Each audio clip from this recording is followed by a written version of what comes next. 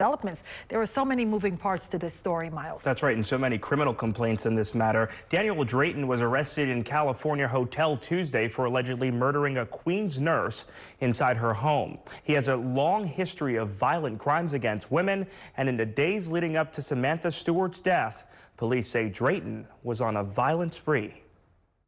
Police sources tell New York One Danuel Drayton allegedly matched with a Brooklyn woman on Tinder on June 17th. The woman told investigators they met at this Dunkin' Donuts on 3rd Avenue in Gowanus. She says they later bought wine and went to an office in Sheepshead Bay, where the suspect allegedly choked her, causing her to pass out. The woman told detectives when she woke up, she found the suspect sexually assaulting her, an ordeal that went on for hours. Police say the incident bears similarities to the strangulation death of Samantha Stewart in Queens in July.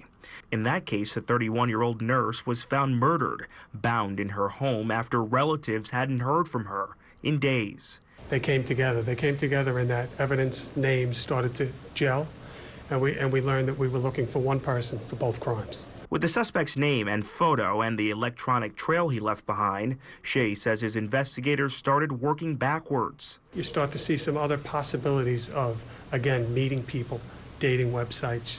You start to see an aggression towards women. Special Victims detectives discovered a June 30th arrest in Nassau County, stemming from an incident that happened one day before the rape in Sheepshead Bay. According to 5 criminal complaints obtained by New York One, Drayton got into an argument with his ex-girlfriend and strangled her inside a park in Nassau County. He later slashed the woman's tires and sent this threatening message on Facebook. Quote, "This is just the beginning. First your tires, then I cut your brake line. Then I set your car on fire or blow it up." End quote. Despite being arrested for strangulation, aggravated harassment, criminal trespass, and criminal mischief, a judge let him go. After Stewart's murder, police pored over Drayton's digital profile, leading them to a motel in the Los Angeles area where they knocked down the door. We identify a third victim who was held at that location, a motel, against her will. And because of that, Shea believes there may be more victims yet to come forward. Anyone with information about this case is asked to call the NYPD's 24/7 rape hotline. That number, 212-267-RAPE. That is a number that they want you to go to immediately. Don't go to Crime Stoppers, because if you are a rape victim, they want you to get immediately connected with a rape detective, a special victims detective in this case. Miles, is this suspect back in New York City yet? He was supposed to be in court in LA today, but he could not bring himself to get out of his cell at the LA County Jail. He had an option? He had an option to not leave and chose not to leave, but this case will move forward on Monday, and then they expect the extradition here, and he's going to have 2 charges against him in New York City, one for the rape, the other one for the murder and strangulation.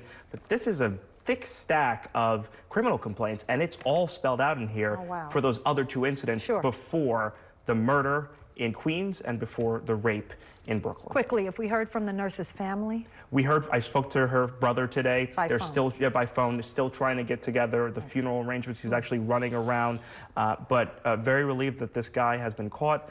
Also, just saddened to know that he may have been stopped if law enforcement knew a little bit more about what was going on here. Miles, thank you for that. Now to Brooklyn, where police make an arrest days after a vicious road rage fight was caught on camera. And we need to warn you, this video you're about to see is disturbing. 46-year-old Kevin McLean is now under arrest and facing charges, including attempted murder, assault, and robbery. Now, there are 2 guys going at it in this video. Apparently, McLean is the one who is not wearing a hat. Cops say he got into an argument in Greenpoint Tuesday, and it quickly escalated. The 2 men step outside the car. They fight in the middle of the street. Cops say McLean was the one that wielded a box cutter and then went inside the other man's car.